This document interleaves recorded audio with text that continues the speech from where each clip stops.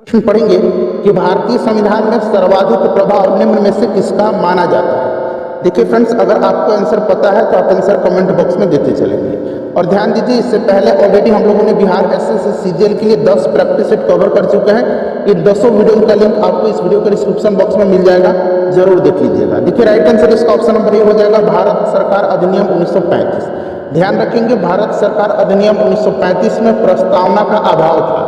इस अधिनियम के तहत केंद्र में, कहां पर, तो केंद्र में द्वैत शासन की स्थापना की गई। साथ ही साथ इसके तहत संघीय न्यायालय की व्यवस्था भी की गई थी। अगला प्रश्न है, और फ्रेंड्स वीडियो के लास्ट में आप सभी लोग अपना अपना स्कोर कमेंट करके बताइएगा। देखिए दूसरा प्रश्न है कि भारतीय संविधान द्वारा प्रारंभ में कितने मौलिक अधिकार प्रारंभ किए गए थे। मौलिक अधिकार पूछा गया, फंडामेंटल राइट्स, ठीक है। तो ये भाग 3 में है, अनुच्छेद 12 से लेकर के 35 तक में संयुक्त राष्ट्र अमेरिका के संविधान से लिया गया है, ठीक है।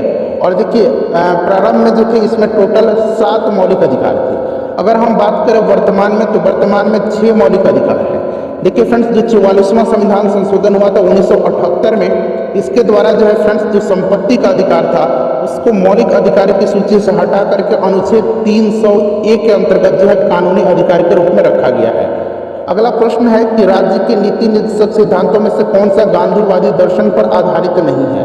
गांधीवादी दर्शन पर आधारित नहीं है। देखिए जो नीति निर्देशक तत्व है फ्रेंड्स, ये संविधान के भाग 4 में है, अनुच्छेद 36 से लेकर के 51 के अंतर्गत इनको रखा गया है। आयरलैंड के संविधान से लिया गया है। इसका राइट आंसर देखिए ऑप्शन नंबर डी हो जाएगा, मजदूरों का संरक्षण। ये जो है गांधीवादी दर्शन पर आधारित नहीं है। उसके बाद देखिए केंद्र सरकार किसकी सिफारिशों के आधार पर भारत की समेकित निधि से राज्यों को सहायता अनुदान देती है। तो ये किसकी सिफारिश पर देती है, तो फ्रेंड्स ये आपका हो जाएगा वित्त आयोग। Option number A right answer हो जाएगा। वित्त आयोग के गठन का प्रावधान जो है ये अनुच्छेद 280 में है, ठीक है। वित्त आयोग के गठन का अधिकार जो है भारत के राष्ट्रपति के पास है, ध्यान रखेंगे। वहीं अगर हम राज्य वित्त आयोग की बात करें तो यह अनुच्छेद 243(1) में है, क्लियर। देखिए फ्रेंड्स, अगर हम बात करते हैं कि पहले वित्त आयोग का गठन कब किया गया था, तो 1951 में किया गया था। केसी नियोगी जो थे इसके पहले अध्यक्ष थे। वर्तमान में 15वां वित्त आयोग चल रहा है और फ्रेंड्स इसके अध्यक्ष NK सिंह हैं। तो इन सभी पॉइंट्स को ध्यान रखेंगे। उसके बाद देखिए भारत में अवशिष्ट शक्तियां निहित की गई हैं। तो ये जो अवशिष्ट शक्तियां हैं वो केंद्र सरकार में निहित है। Option number A right answer हो जाएगा। अगला प्रश्न है कि भारत सरकार का मुख्य कानूनी सलाहकार किसे कहा जाता है। तो ये अटॉर्नी जनरल होता है, यानी कि भारत के महान न्यायवादी। आर्टिकल 76 जो है फ्रेंड्स, ये आर्टिकल 76 जो है अनुच्छेद 76, यह जो है यह अटॉर्नी जनरल की नियुक्ति से संबंधित है और इसकी नियुक्ति भारत के राष्ट्रपति के द्वारा की जाती है। अच्छा, वर्तमान में भारत के अटॉर्नी जनरल कौन है, जरा उनका नाम आप मुझे कमेंट करके बताने का कष्ट करेंगे। चलिए उसके बाद देखिएगा कि भारतीय संविधान के किस अनुच्छेद के अनुसार राज्य विधान परिषद बनाई या समाप्त की जा सकती है। तो फ्रेंड्स यह अनुच्छेद 169 है, ध्यान रखेंगे 169 है, बहुत ही इंपॉर्टेंट है, ठीक है। चलिए उसके बाद आगे बढ़ेंगे। नेक्स्ट क्वेश्चन है क्वेश्चन नंबर 8। देखिए क्वेश्चन नंबर 8 है फ्रेंड्स कि भारतीय संविधान में किस भाग में केंद्र शासित प्रदेशों के बारे में बताया गया है। देखिए हमारे संविधान का फ्रेंड्स जो भाग 8 है ना, भाग 8, इसमें जो है संघ राज्य क्षेत्र का जो है वर्णन किया गया है अनुच्छेद 239 से लेकर के अनुच्छेद 242 तक में। उसके बाद देखिए कोको कोला जैसे पेय पदार्थ में किस अम्ल की उपस्थिति के कारण खट्टा स्वाद का अनुभव होता है। तो यह आपका इसमें से हो जाएगा कौन सा, फॉस्फोरिक एसिड, ठीक है। ऑक्जेलिक अम्ल जो है इसका उपयोग ऑक्जेलिक अम्ल का खाद्य पदार्थों के संरक्षण में किया जाता है, ठीक है। चलिए उसके बाद देखिए दूध में जो है, दूध दही में लैक्टिक अम्ल पाया जाता है। इलेक्ट्रॉन का एंटी पार्टिकल कौन होता है इसमें से, तो इलेक्ट्रॉन का जो एंटी पार्टिकल है वो पॉजिट्रॉन है। पॉजिट्रॉन पर जो होता है पॉजिटिव चार्ज होता है, इसीलिए इसको एंटी पार्टिकल कहा जाता है इलेक्ट्रॉन का। इलेक्ट्रॉन पर निगेटिव चार्ज होता है। पॉजिट्रॉन की खोज एंडरसन ने किया था, ठीक है। उसके बाद देखिए ब्रह्मांड में यानी कि यूनिवर्स में सर्वाधिक तत्व पाए जाने वाला, सर्वाधिक मात्रा में यहाँ लिख सकते हैं पाए जाने वाला तत्व कौन सा है। Most abundant element in the universe यह है hydrogen. Option number A right answer इसका हो जाएगा, ब्रह्मांड में, यूनिवर्स में। उसके बाद देखिएगा स्थिर ताप पर गैस की नियत मात्रा का आयतन उसके दाब के व्युत्क्रमानुपाती होता है। यह नियम क्या है बताइए, तो यह आपका बॉयल का नियम है। ऑप्शन नंबर ए हो जाएगा बॉयल का नियम। धुआं किस प्रकार के विलयन का उदाहरण है, तो धुआं जो है फ्रेंड्स यह गैस में ठोस का उदाहरण है। ऑप्शन नंबर बी हो जाएगा। उसके बाद देखिए ऑक्सीकरण और अवकरण, ठीक है फ्रेंड्स, ऑक्सीडेशन रिडक्शन दोनों जैसा आचरण करने वाला पदार्थ निम्न में से कौन सा नहीं है। यहाँ देखिए नहीं पूछा गया, तो हाइड्रोजन सल्फाइड है, हाइड्रोजन पर ऑक्साइड H2O2 ये भी है, सल्फर डाइऑक्साइड भी है, नाइट्रिक अम्ल नहीं है। तो ऑप्शन नंबर डी इसका राइट आंसर हो जाएगा नाइट्रिक एसिड। भारत के प्रथम गवर्नर जनरल कौन थे? भारत के प्रथम governor general Lord William Bentinck. इसका कार्यकाल 1828 से लेकर के 1835 तक रहा था। इसी के समय 1829 में सती प्रथा को अवैध घोषित किया गया था राजा राम मोहन राय के सहयोग से। चलिए उसके बाद क्वेश्चन नंबर 16 देखिएगा कि भारत की प्रथम महिला आईपीएस कौन थी? तो आईपीएस पूछा गया तो किरण बेदी। अन्ना जॉर्ज थी, पहली आईएएस थी। लीला सेठ यह जो थी फ्रेंड्स यह पहली आपका मुख्य न्यायाधीश थी हाई कोर्ट में, और ये सुप्रीम कोर्ट की न्यायाधीश थी फातिमा बीबी। कागजी मुद्रा जारी करने वाला प्रथम देश तो यह चाइना है। कौन सा देश है? चाइना है। उसके बाद देखिएगा कि फॉल बैक जो है यह शब्द किस खेल से संबंधित है? तो फॉल बैक जो है यह संबंधित कुश्ती से है। उसके बाद देखिए अगला प्रश्न है कि भारत ने सर्वप्रथम किस वर्ष राष्ट्रमंडल खेलों में भाग लिया?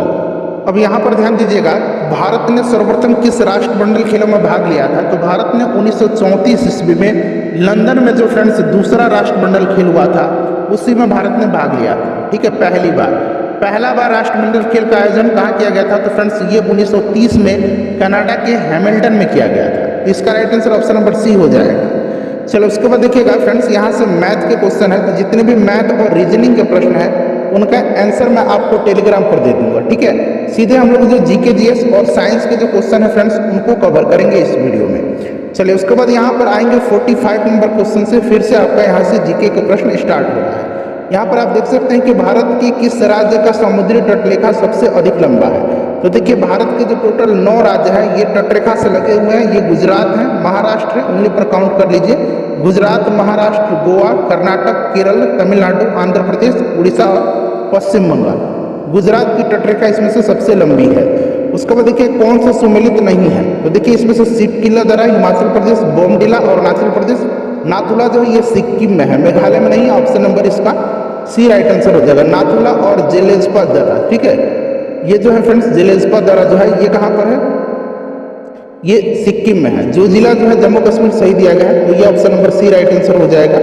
उसके बाद देखिएगा कि सुबनसिरी निम्नलिखित में से किसकी सहायक नदी है? देखिए सुबनसिरी जो है ना फ्रेंड्स यह प्रवाहित होती है अरुणाचल प्रदेश में और फ्रेंड्स असम में। यह ब्रह्मपुत्र की सहायक नदी है। भारत में सर्वाधिक भू क्षेत्र में कौन सी मिट्टी पाई जाती है?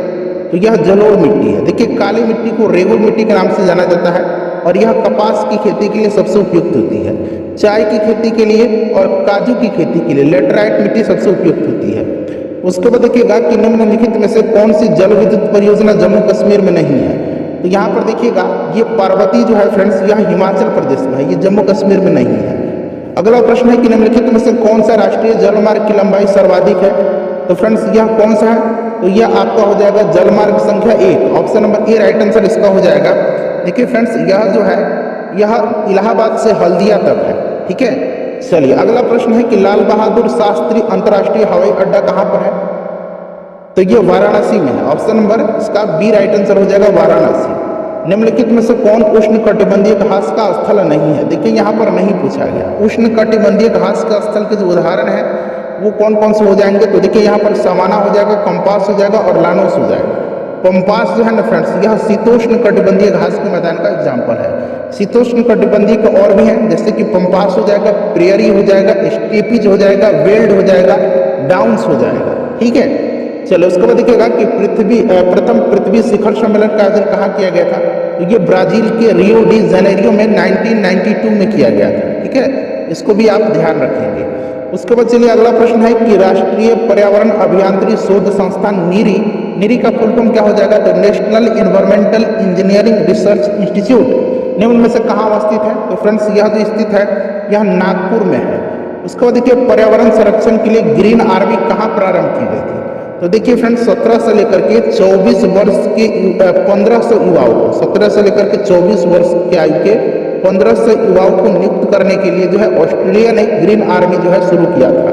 ये ऑस्ट्रेलिया हो जाएगा। उसके बाद देखिए समुद्री वातावरण में मुख्य प्राथमिक उत्पादक होते हैं, तो ये फाइटोप्लैंक्टन होते हैं। ऑप्शन नंबर डी हो जाएगा इसका करेक्ट आंसर। मॉन्ट्रियल प्रोटोकॉल निम्न में से किससे संबंधित है? मॉन्ट्रियल प्रोटोकॉल ओजोन परत के संरक्षण से संबंधित है। ठीक है, 16 सितंबर यहाँ मैं लिखता हूँ 1987 को इस पर सहमति बनी थी और फ्रेंड्स यह प्रभावी हुआ था 1 जनवरी 1989 से। ठीक है, ये ओजोन परत के क्षय को रोकना। उसके बाद देखिएगा कि निम्नलिखित में से कौन सी सभ्यता अपने नगर नियोजन के लिए प्रसिद्ध थी। देखिए जो मैं प्रैक्टिस सेट करवा रहा था ना, 10 प्रैक्टिस सेट हम लोग कर चुके हैं बिहार एसएससी सीजीएल के लिए, उसमें से बहुत सारे प्रश्न इसमें इंक्लूड है। तो देखिए ये कौन सी सभ्यता नगर नियोजन के लिए प्रसिद्ध थी, तो ये सिंधु घाटी सभ्यता थी, शहरी सभ्यता थी।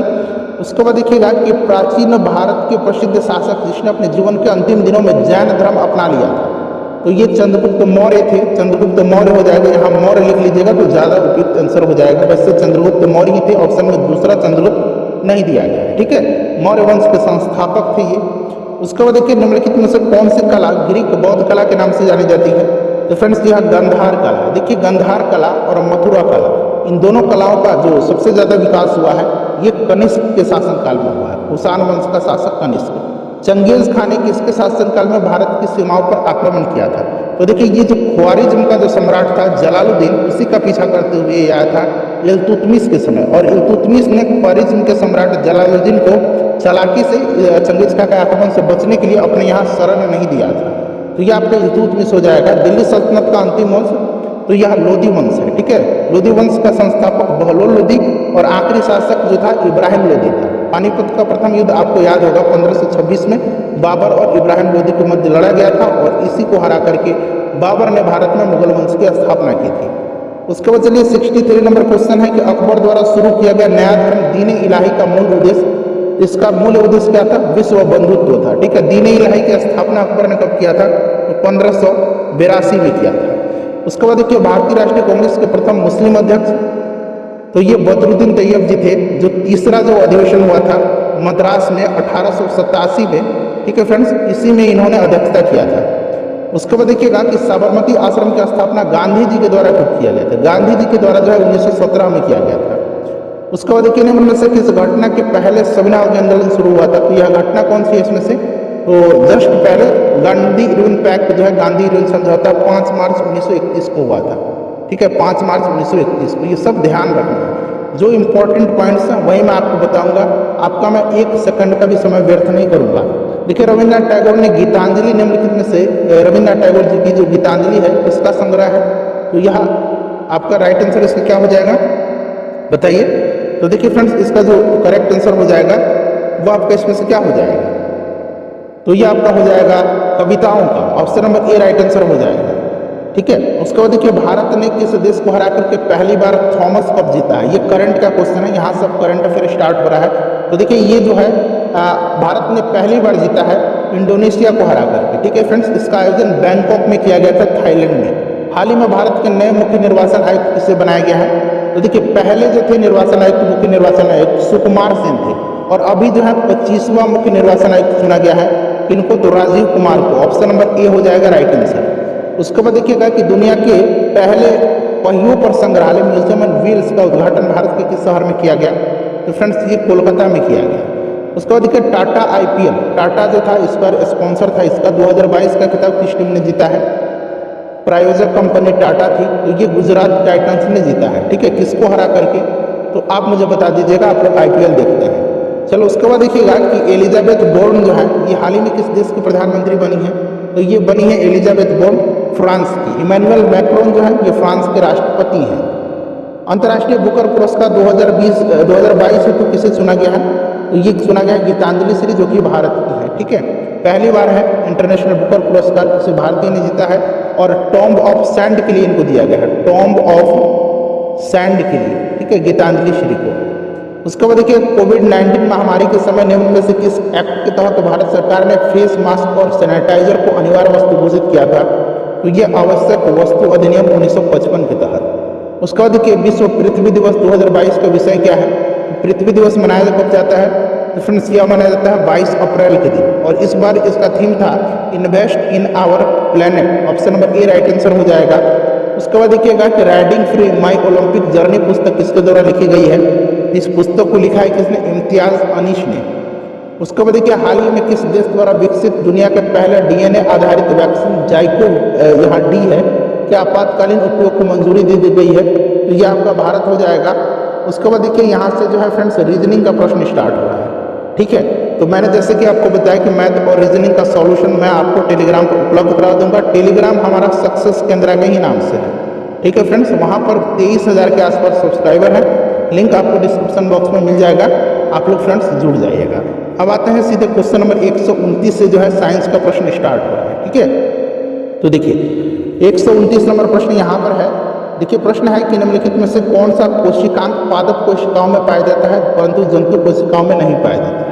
तो कोशिका भित्ति जो है यह फ्रेंड्स जंतु कोशिका में पाया जाता है, न कि पादप कोशिका में। और क्लोरोप्लास्ट भी जो है यह जंतु कोशिका में नहीं पाया जाता है, यह पादप कोशिका में पाया जाता है, ठीक है। चलिए तो आगे बढ़ते हैं। इंसुलिन का आविष्कार तो बेंटिंग और बेस्ट ने किया था। इंसुलिन का स्रवण कहाँ से होता है? तो पैनक्रियाज से होता है, आपको पता है। उसके बाद देखिए दो अस्थियां एक दूसरे से किसी अन्य संयोजी ऊतक से जुड़ी होती है, जिसे क्या कहा जाता है? इसको कहा जाता है फ्रेंड्स, क्या कहा जाता है? लिगामेंट्स कहा जाता है, स्नायु कहा जाता है। और मांसपेशी और हड्डी का जोड़ जो होता है ये कहलाता है आपका टेंडन, ठीक है, टेंडन कहलाता है। और ये देखिए ये जो है स्नायु जो है फ्रेंड्स यह एक संयोजी ऊतक है, कनेक्टिंग टिश्यू है। उसके बाद देखिएगा अगला प्रश्न है कि निम्नलिखित में से कौन सा सही सुमेलित नहीं है? तो देखिए इसमें से विटामिन ए का रासायनिक नाम जो होता है ना रेटिनॉल होता है। एस्कॉर्बिक एसिड विटामिन सी का रासायनिक नाम होता है, ये सुमेलित नहीं है। उसके बाद देखिए विटामिन B12 में कोबाल्ट पाया जाता है, ध्यान रखिएगा। डीएनए में पाई जाने वाली शर्करा जो है ये पेंटोज है। उसके बाद अगला प्रश्न है कि टॉक्सिकोलॉजी जो है का संबंध किसके अध्ययन से है? तो ये आपका हो जाएगा टॉक्सिक यानी कि विष के।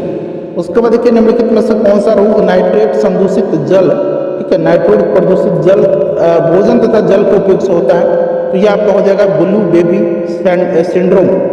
उसके बाद देखिएगा जल में नाइट्रेट की मात्रा बढ़ने से होता है। निम्नलिखित में से कौन सा एंजाइम है तो भोजन में उपस्थित हानिकारक जीवाणु को नष्ट करने का काम करता है?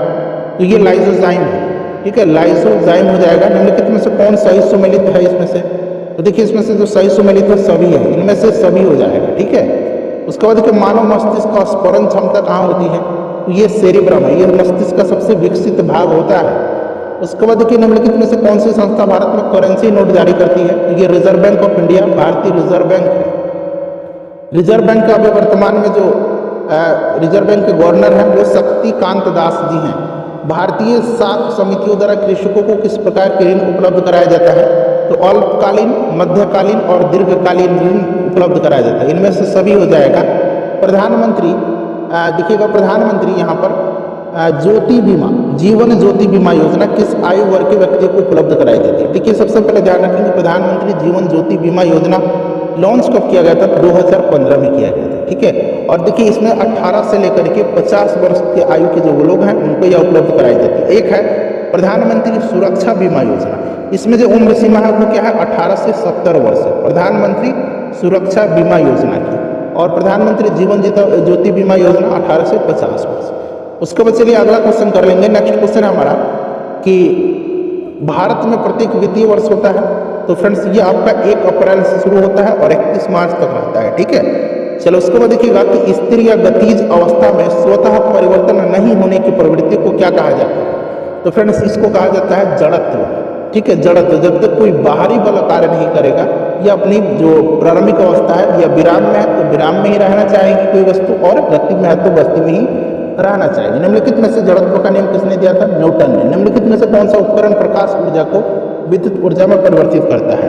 प्रकाश ऊर्जा, अब आप इजीली समझ पाएंगे कि यह जो है फ्रेंड्स यह सौर सेल है, ठीक है, सौर सेल है। विद्युत मोटर जो होता है, विद्युत मोटर क्या करता है? तो ये देखिए विद्युत ऊर्जा को यांत्रिक ऊर्जा में बदलता है, और ये डायनेमो यांत्रिक ऊर्जा को विद्युत ऊर्जा में। देखिए किसी द्रव का तापमान में वृद्धि होने से द्रव का पृष्ठ तनाव पर क्या प्रभाव पड़ता है? तापमान बढ़ाएंगे, सरफेस टेंशन कम हो जाएगा, घटता है। उसके बाद देखिए ध्वनि का जो पिच है, तारत्व है, या जो उसका तीक्ष्णता है, उसका निर्धारण ध्वनि के किस पर किया जाता है? तो ये जो है पिच जो है ये ध्वनि की आवृत्ति से होता है। Option number A right answer हो जाएगा। उसके बाद देखिए विद्युत परिपथ में फ्यूज को, तो फ्यूज को जो है फ्रेंड्स यह लाइव वायर में जो लगाया जाता है, ठीक है, जीवंत जो तार होता है उसी में लगाया जाता है। ऑप्शन नंबर इसका ए राइट आंसर हो जाएगा, ठीक है, ऑप्शन नंबर ए इसका राइट आंसर हो जाएगा। गर्म तार जीवित तार में लगाया जाता है। उसके बाद देखिएगा शीशा और टीन का जो है ये बनाया जाता है। लेग्रांजे सेल में प्रयुक्त विद्युत अपघट्ट कौन सा है? तो फ्रेंड्स क्या जो विद्युत अपघट्ट है ये कौन सा है? तो अमोनियम क्लोराइड हो जाएगा इसका, अमोनियम क्लोराइड। उसके बाद देखिए कि किस स्वच्छ जल वाले तालाब की आभासी गहराई वास्तविक गहराई से कम दिखती है। किसी यहाँ बना लीजिए। इसका कारण क्या है? तो इसका कारण प्रकाश का अपवर्तन है। जो पानी में छड़ी वगैरह रखा जाता है तल से ऊपर उठता हुआ दिखाई देता है, इसका कारण प्रकाश का अपवर्तन हो जाएगा। उसके बाद देखिएगा कि निम्नलिखित में से किस रंग का अपवर्तनांक जो है सबसे अधिक होता है। इसका आंसर आप मुझे कमेंट करके बताइए। अपना स्कोर आप सभी लोग कमेंट करके बताइएगा। टेलीग्राम से जुड़ जाइए, PDF वहाँ पर आपको मिल जाएगा।